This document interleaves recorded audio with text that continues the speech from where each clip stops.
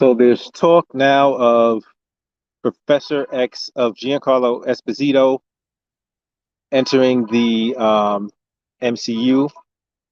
I'd heard rumors that he was going to be playing Magneto, but now the talk is that the rumors are that he's entering the MCU, he's going to be playing Professor X. Cue the violins.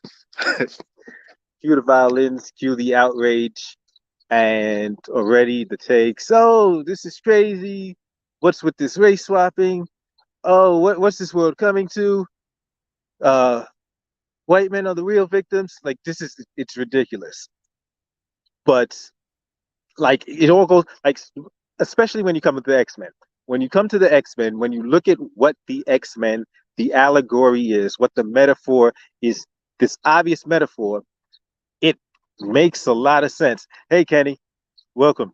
I'm just doing a quick stream out here. I'm in Central Park chilling, and I'm seeing this stuff come up on the feed about about Professor X, about Giancarlo Esposito playing Professor X. And so people are, getting outraged already. It's not even official. It's just rumors right now. And but people want to be outraged. But it really doesn't make sense when you look at what the X-Men are an allegory for, or have been an allegory, a metaphor for. Uh yeah, yeah. Oh, it's beautiful out here. 90 degrees, but it's not too hot. It's like it's there's a light breeze and everything. So yeah, definitely enjoying this weather. But yeah, I just wanted to come on briefly because I'm actually going to do a whole breakdown video. I'll bring the evidence. I'll bring the articles because people are saying so. There's a couple of camps. There's a camp that says, hey, the X-Men was an allegory for civil rights movement. Professor X was supposed to be was inspired by Malcolm. Sorry, Professor X was inspired by Martin Luther King Jr. and Magneto was inspired by Malcolm X. Exactly, right. There's another camp of people that will say, "Oh no, that's not what it was." There's one camp of people that says that. There's another camp of people that says that's not what it was. They were they were supposed to be Ben, hmm, the like the prime minister, like first prime minister of Israel, and this other cat who was um, Menachem is his last name. So they say it was those two. And Chris Claremont said that these were his inspirations when he took over. But that's when he took over. When X-Men were created, that's not who was the inspiration for the characters. So when Chris Claremont, because Chris Claremont is from UK, he came to the United States, and when he took over in '75, he eventually changed the he altered the character somewhat, and those were his inspirations. Cool. I get at that point you can say that, but that's not how it started in '63 when Stan Lee was in the U.S. When he started, his inspirations were the civil rights movement, and you have like Malcolm X and Martin Luther King Jr. And people want to deny that, and it's crazy the kind of the leaps of logic that they'll make to justify it. Um, oh yeah, the anti-woke mob is always going to find something to complain about. The culture warriors, the CWs, because that's what they are. They're just as bad as the SJWs, if not worse. But they always have to find something to be outraged about. To be, oh, look, this is somehow like infringing on us. They're coming after us. Like, calm down. And it's funny because even like somebody had just watched, I did a video on race swapping. I did a live stream of race swapping some months ago. And somebody had just seen it like this week. They commented, and their comment was, "Oh, well, you'll be upset if Keanu Reeves plays Blade, wouldn't you?"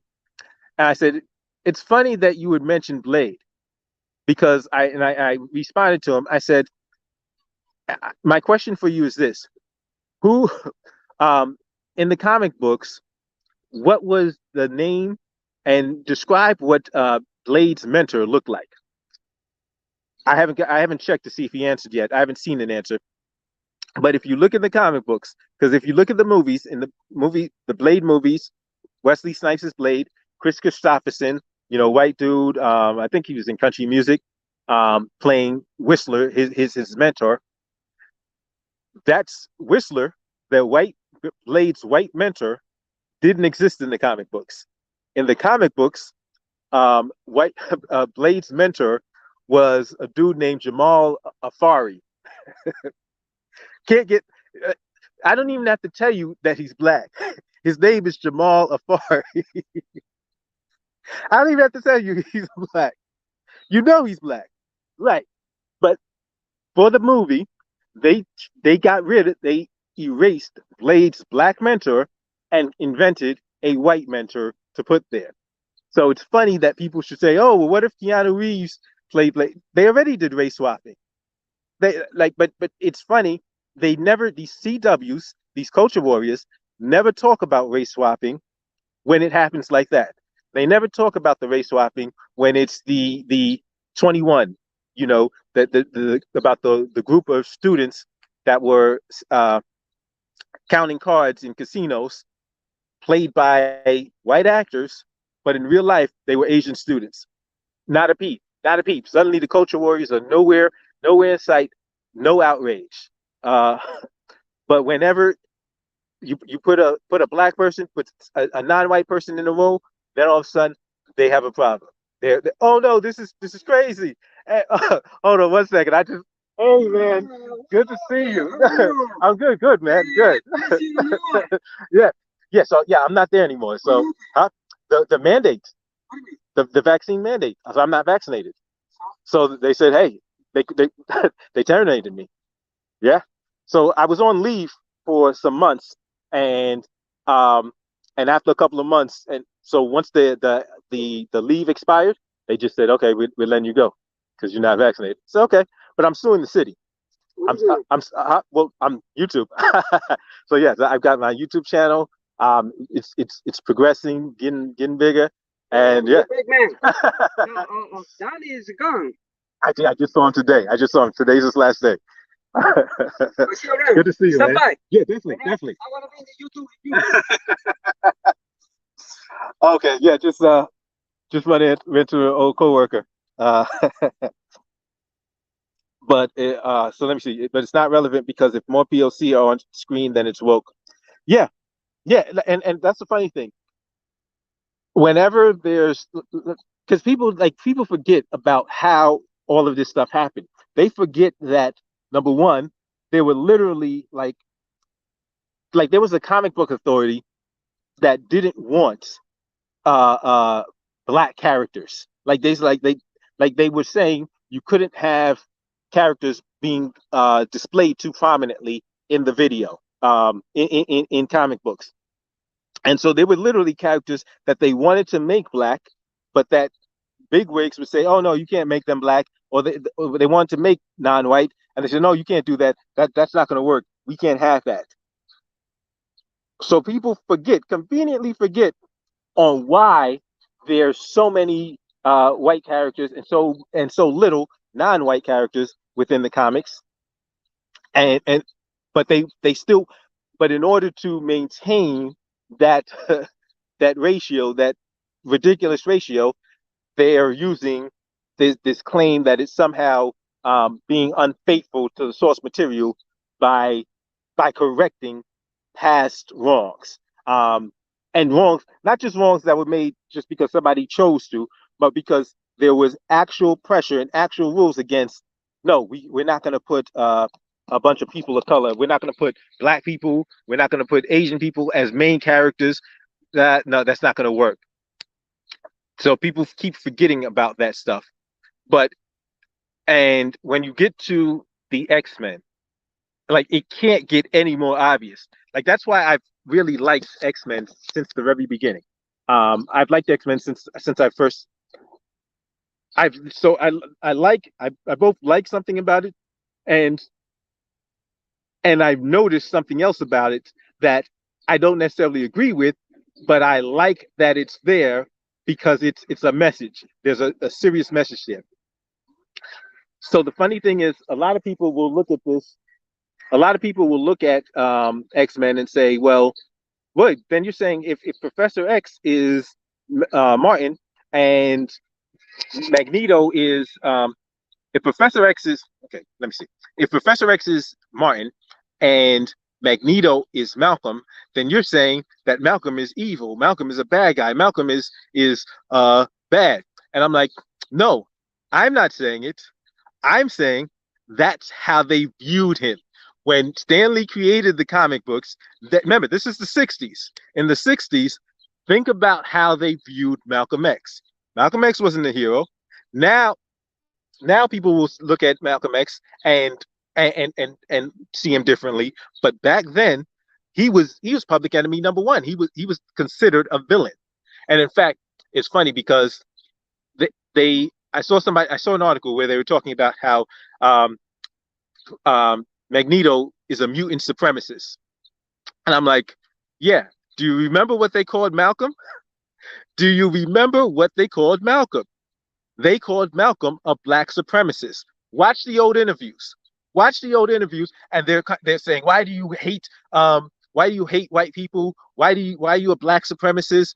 These are all views that they had of Malcolm at the time, and people forget. People are acting like the today's view of Malcolm is how they were viewing Malcolm back then. No, there's a reason why Magneto is viewed as the bad guy when he is the an allegory for Malcolm X. But now look, now this is key. When Chris Claremont took over and made him into the pattern them after the two Jewish leaders, that's when Magneto became a more sympathetic figure. This is important. That's what I'm saying. There's so much science. There's so much science if you're paying attention. If you look beneath, like read between the lines, and when you read between the lines and you realize that, oh, okay, so when the X-Men are an allegory for black people's mistreatments, then the Magneto mindset is bad. It's a bad guy. When the mutants are an allegory for some other group, then Magneto's a good guy. Because even take a look at the movies. In X-Men 1, Magneto's a bad guy. Clearly, he's representative of blacks because if you take a look at the end, he gets to the end and he says, the war has already begun. I intend to win it by any means necessary. Like they didn't even try to hide it. In X-Men 1, Magneto was clearly patterned and inspired by and representative of Malcolm X. Then you get to X-Men 3, and the mutants once again are representing black people. And you have when Mystique there, she's being interviewed, interrogated, and they're like, Raven, Raven, Raven. And she says, I don't answer to my slave name. Like, come on. Right. But here's the key to remember. That's when mutants were the bad guys. Now, look at X-Men 2. In X-Men 2, mutants are not an allegory for black people in X-Men 2. Because you look in X-Men 2, Iceman is with his family and he's sitting down. He comes out to his family as a mutant, and his mom is like, well, can't you stop being mutants? Can't you just like stop being it? So, and in X-Men 2, that's when the mutants are an allegory for the LGBTQ community. That's what it was. And that's when then remember, that's when X-Men United, Magneto is a good guy. So it's only when they're the representative of black people that kind of mindset is considered evil, is a bad guy. Like there's science to this if you're paying attention. Um, yeah, Kenny, both sides of the same coin.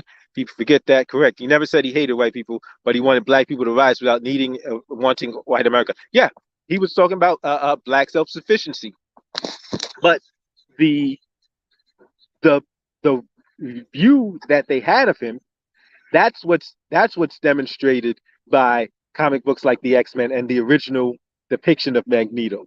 Because now you get the insight and you get to see of when like there's certain ways of that aren't considered legitimate for us. There's certain philosophies, there's certain mentalities that, oh, when we do it, oh no, no, that's bad. That's hateful. It's like, well, no, self defense, defending yourself is hateful, because these are little conversations that Malcolm would have. He would talk about, yeah, I have to. I'm talking about, it's intelligent to protect ourselves. That's what any human being should do. Um, but yeah, I just wanted to get on here. I kind of just agree and disagree. Okay, so let me know what you think, Kenny. Because I'm gonna be doing a video later on. In fact, it might not come out tonight because I've got some other videos I got to edit. But let me know what you think in the comment section, and in fact, I might even do a live stream tomorrow, like a full-fledged live stream, and we could break this down more in depth. Because yeah, I do want to do a full live stream on this. Um, this topic seems to be a, a, a, a good one for conversation. But yeah, I'm just out here in the park. I'm gonna end this stream, but definitely let me know what you think. Where you disagree. And when I do the live stream, either tomorrow or Sunday, we can break this down even more. So, um, thank you everyone for checking out the stream. I'm gonna get out of here for now, but I'll see you next time, everyone.